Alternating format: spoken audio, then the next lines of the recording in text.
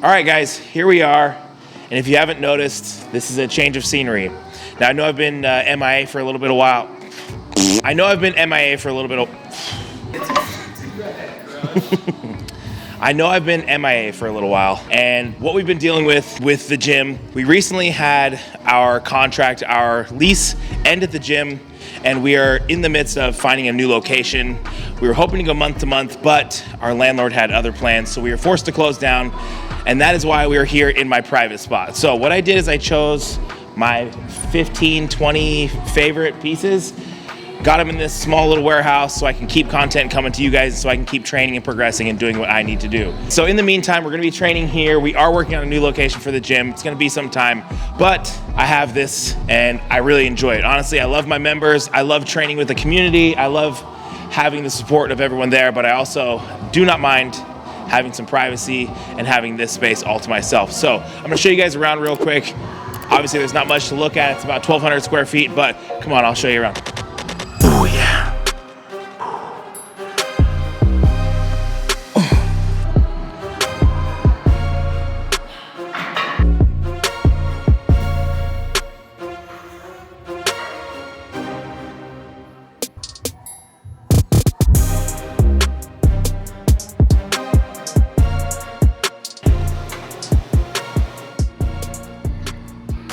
Code Shier 10, best in the biz. Let's train.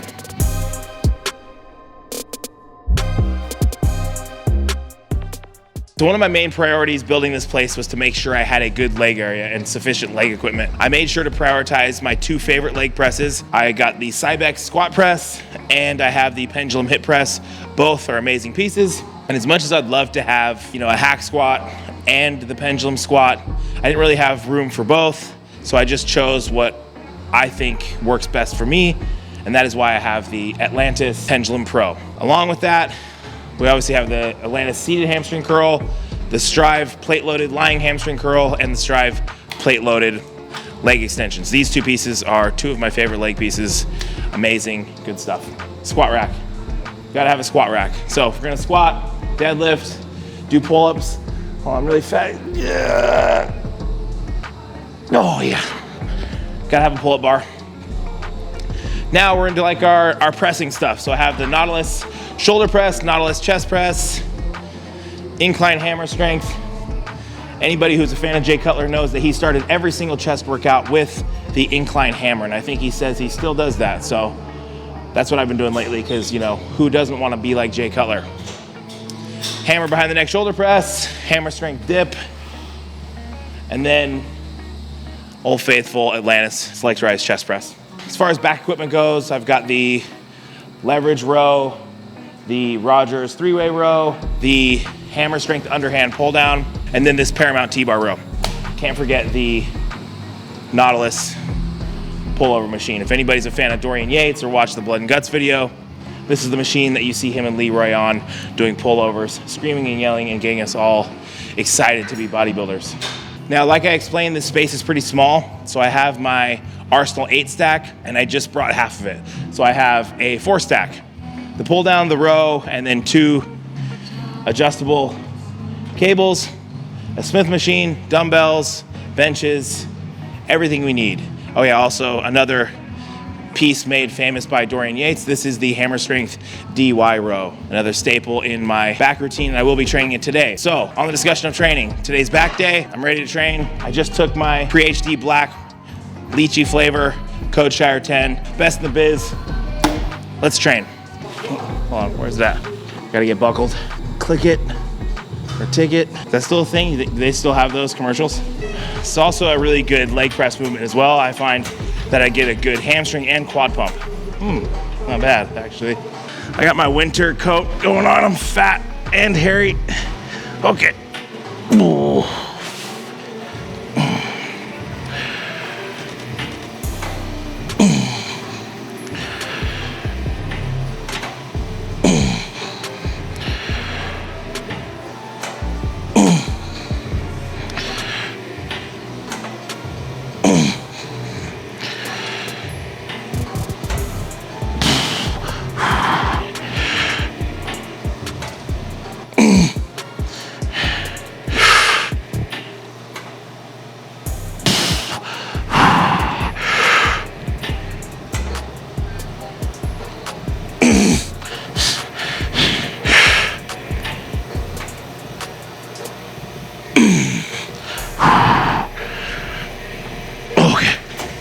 Ooh.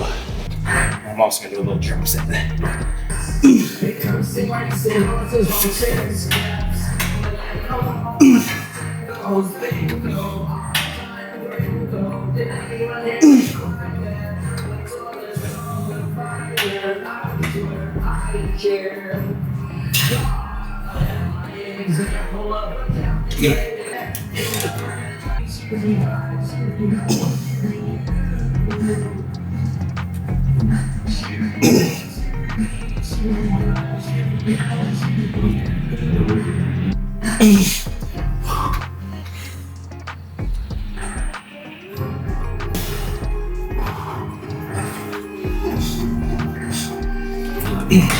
Okay, so done with the pullover. Coming to my first rowing movement here. I'm gonna come to this leverage row. This thing's heavy. It's like one of those that I can put like 2 plates on. It's heavy as fuck, but love this machine. Let's go. We've got the private gym and we have the private snacks. So anytime I'm feeling hungry or carb depleted, of course, it happens. I get go hypoglycemic, I get my nerds, and then I do this here, I'll show you. Sit here like this. This was necessary. I needed a nice comfy chair, snacks, a picture of Arnold. So where I regroup, I draw my inspiration, and of course, refuel to get huge. If anybody's a Nerds Gummy Cluster fan, comment Nerds, let me know.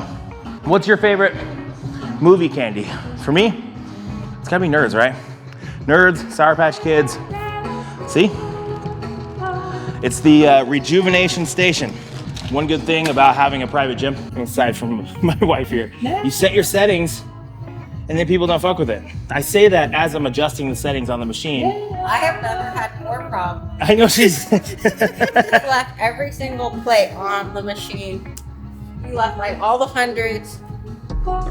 I did. Okay, so in my defense, yesterday I did 3 sets of leg press, and after the 3rd set, I felt sick. I went in this bathroom right here, and I threw up a little bit.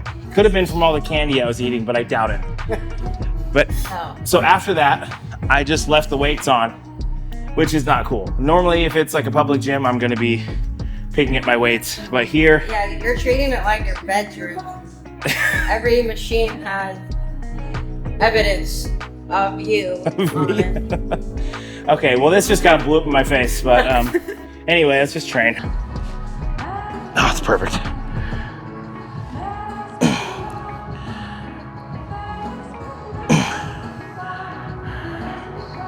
Oh, this feels nice. Okay. You know what I thought when I had a private gym? I was like, I can do whatever the fuck I want. Wrong. You know who puts their weights away? Pussies. I talked to you guys about seat height with this because really elbow path is always going to dictate what part of the back we're working. But when it comes to where I'm holding these handles, I'm holding on the inside as much as possible here.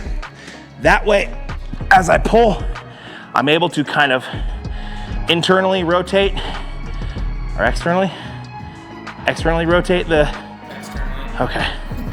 Yep, hold on. So as I set up here, I'm able to externally rotate and tuck those elbows in. And as I pull, I'm able to keep the elbows as close to my body as possible.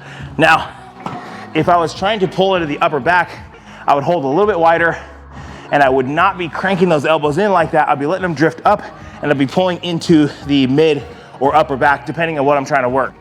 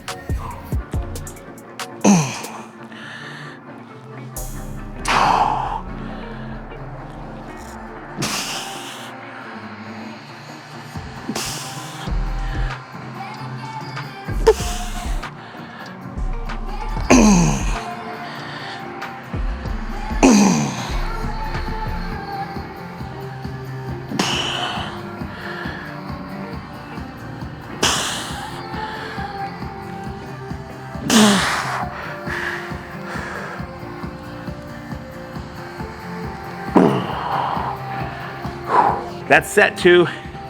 Do 3 working sets here. So you guys see I started with 3 plates aside. I pulled a plate on one side. Next set I'm gonna pull a plate on another side. So just slowly reducing weight, trying to aim for the same reps. So sets of 10 to 12, 3 sets, slowly descending in weight.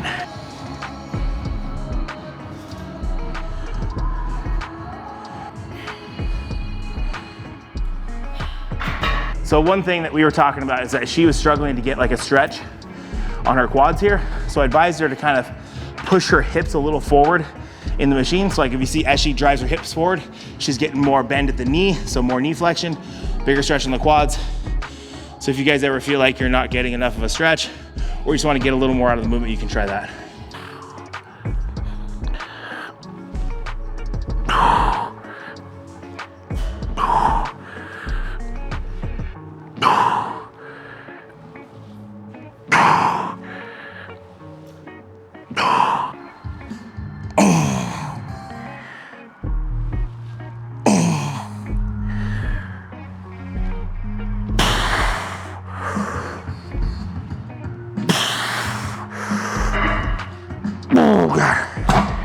Ooh.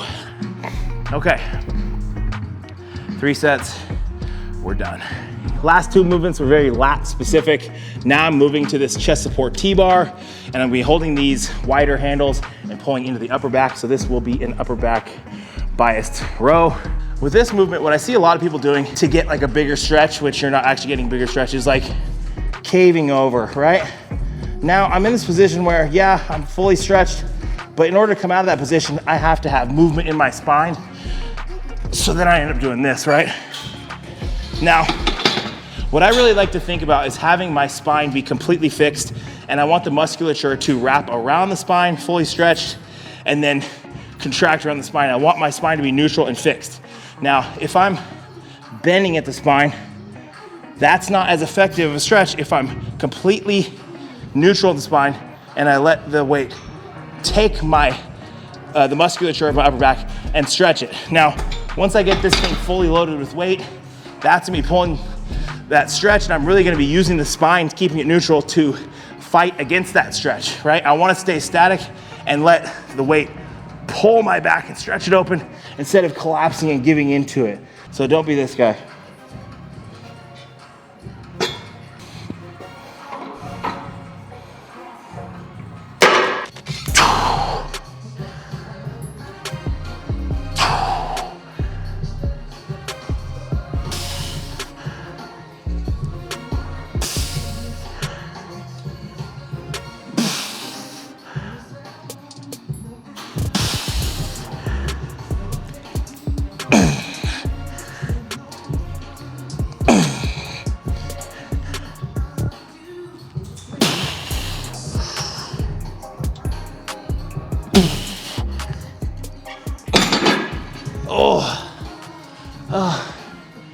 Sometimes I just can't breathe on this thing.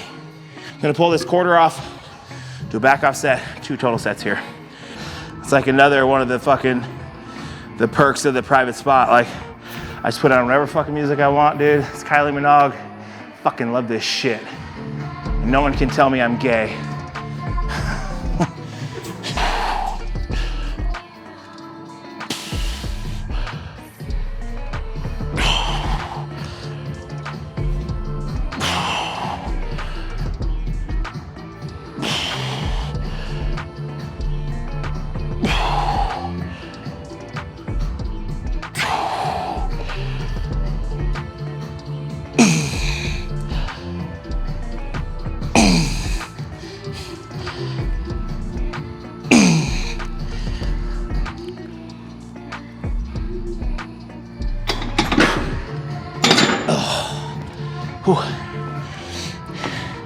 These are the short people blocks. This is for the wife, so she can get over it. Because here, she'll be like this. Okay, anyway, 2 sets done. Let's move on. I'm gonna move on to a pull down here. As you guys see, I have this gym pin with the adjustable holes for the carabiners. This is gonna be an upper back pull down. So I have the handles a little bit wider, and I'll show you guys what I'm doing here. I'm not gonna be pulling down into the lats. I'm actually going to be intentionally leaning back slightly and then pulling into the upper back. Bam. Big stretch. And with these, I'm not afraid to fully open up the scapula, big stretch, bam, full contraction. Now you guys see I did 2 very specific lat movements. That was very specific to the upper back. This is also gonna be upper back. And then I'm gonna transfer into 1 more lat movement to finish off. That's just how I like to do it. I like to kind of attack things in a sequence, going from that very specific lower lat movement with the pullover. This row kind of hit more of like the low, mid, lat, upper back, and we'll dig into 1 more lat movement because you can never have too big of lats. Then you guys will notice today, I'm not doing any spinal loading, no hip hinging, bent over rows, anything like that. I do have another back day in the beginning of the week where I do that stuff. I deadlift, I have a heavy bent over row that I do. And then yesterday I trained legs and I did an RDL. So I did a barbell RDL. So today I do mostly machine or chest support stuff. That way I'm not overtaxing the low back. So it's a good opportunity for me to do just like chest support and cable stuff. And then as you see, I'm doing a little more volume than I would typically if I were to do like a hinging movement. So I'm doing like 3 sets of rows here. I'm gonna do 3 sets of this pull down. I can actually drive the volume a little bit higher in the absence of like the hip hinging movements, just because they're not as taxing on the nervous system. So I'm actually utilizing this as a way to get a little more overall volume for the back, considering I've already done the heavy hip hinging movements earlier in the week. You know, guys, I briefly mentioned the gym earlier and having to close down. Jasmine and I owned and operated that gym for 6 years. Before Jasmine and I got married, that was really what kind of solidified our relationship, I feel like, I think we'd only been together for a year and a half, maybe 2 years at the time that we decided to buy that business together. It really meant a lot to me from that standpoint, but also like the members and the relationships with everybody that I built over that time is really special. I didn't intend on closing down. That was never my intentions. We wanted to stay open. We had plans to get a new location, a bigger location, and expand. And once I expressed that to my landlord, he pretty much gave me 2 options. Sign another long-term lease or get out. I wasn't in a position where I could sign a long-term lease. I knew that I was going to be engaging in another lease on a new building so we could expand. I did everything I could. I offered him significantly more money than we were paying just to go month to month for the next, for the interim between, closing and opening the new space. And he just wasn't willing to work with us. I know there's probably a lot of you guys, my members, that are watching this, and I'm sorry. I tried. I hope everyone knows I tried. I didn't want to do this. I love you guys, and I know in some small way I let you guys down, and that's really what it feels like. I know a lot of you guys trusted us, relied on us. We have a community there. Some people have a church. We have the gym, and a lot of you guys I saw every day for 6 years. I have members that signed up the day we opened the place, and they were there routinely every day until we closed. And for those of you who stuck by us through that time and stuck by us and understand why we closed, thank you guys. I really appreciate it. And we will be back. I promise we're gonna be back. We're working on it. And I know I'm talking about how much I enjoy this private space, which I do. It has a lot of value. As a professional athlete, as somebody who creates content, it's great. It's kind of hard to beat, but there are times that it feels a bit empty. It has all my favorite equipment from the gym, but it doesn't have the community, and that's one thing that I know I'm gonna miss, and I can't wait to get back. So thank you everybody for sticking with us, and like I said, we will be back.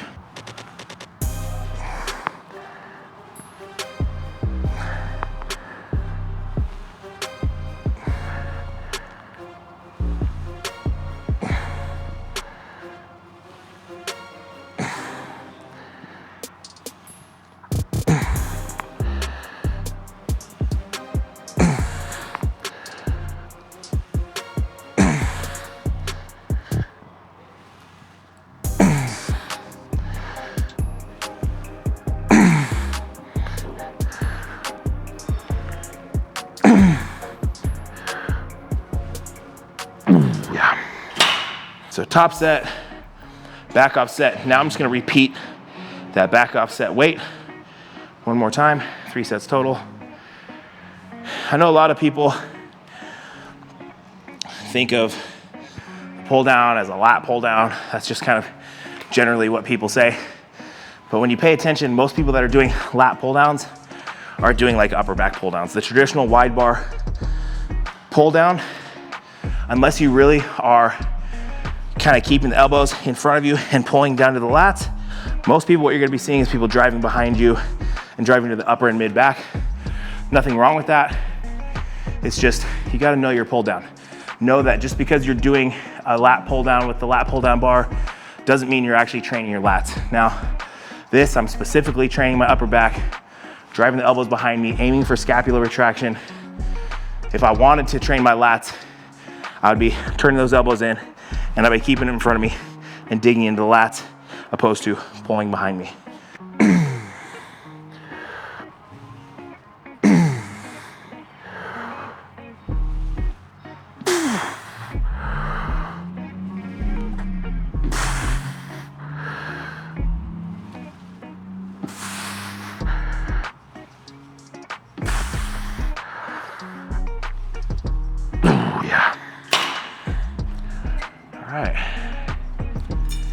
You gotta be careful.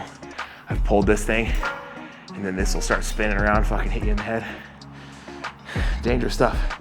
So I'm gonna come to this hammer DY row. DY, Dorian Yates, as far as I'm concerned, one of the best back pieces on the market. I love this machine. Everything I've been doing has been like bilateral with both arms.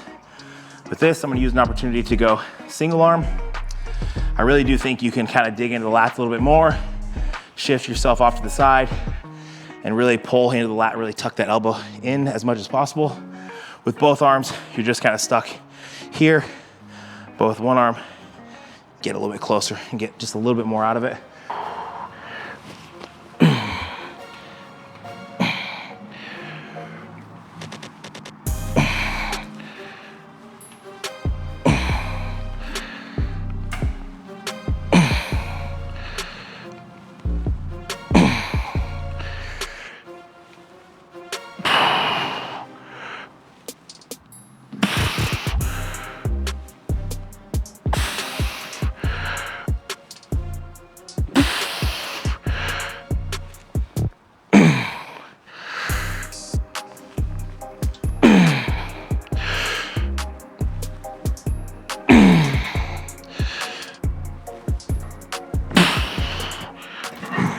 You know, when I first got this building, it was all white. Had to paint this bitch black. Have to. Made it feel like home. It just didn't feel like home. It's literally home. Yeah, I walked in, it felt all white and sterile, and yeah, black walls. Major key.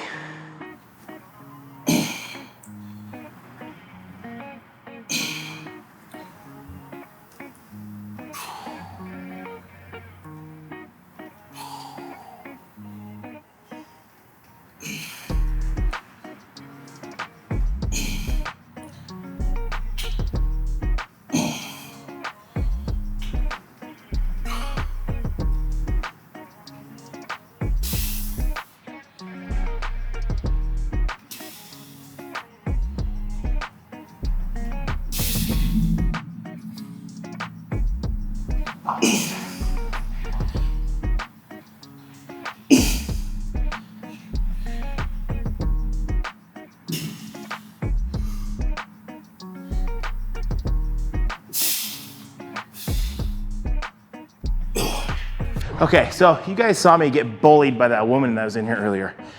I don't know who she was, but she really roasted me for leaving my plates on the machine. Now, look at this. What is that? Huh? Little Miss Perfect. I don't even have words. Makes me sick.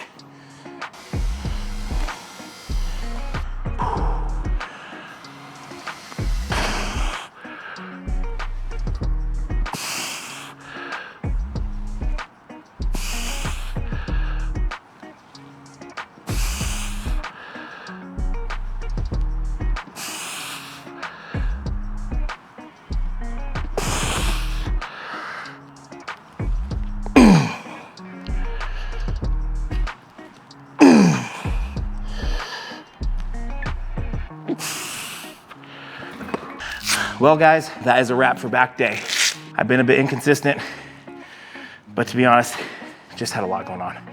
My plan coming out of the Olympia with Jasmine competing just a few weeks later, we really just wanted to kind of take some downtime after the long season we had, get through the holidays without much social media, and just really enjoy some downtime away from kind of the grind and the hustle of bodybuilding and making content.